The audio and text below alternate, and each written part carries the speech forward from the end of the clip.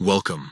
In this video, I'll walk you through the simple steps on how to turn on sensitive media from your friends on Discord. If you've been looking for the updated method, you're in the right place. Let's get started. First, open the Discord app on your device. Once you're in, head to the bottom right corner of the screen. You'll see your profile picture there. Go ahead and tap on it. This will bring up your user settings, which is where we need to be for these changes. Next, inside your settings menu, look for the gear icon. This is the main settings button that leads to all the customization options for your account.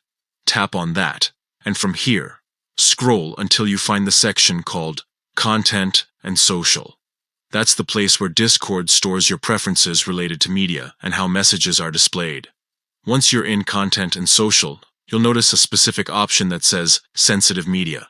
This section controls what types of media you can view directly within the app. By default, Discord may hide sensitive content, especially in direct chats. But if you'd like to allow sensitive content to appear from your friends, we just need to make one simple change. Inside the sensitive media options, look for direct messages from friends, tap on it, and you'll see different display choices. The option you want here is Show.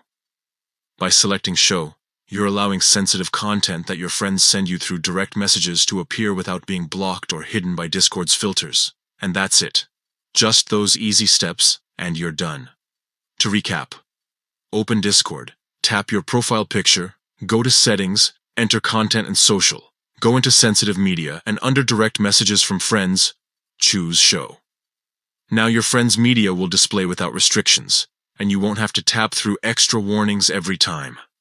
Keep in mind, this only applies to friends you've added, so you still have control over what you see from others. That's the updated way to enable sensitive media from friends on Discord.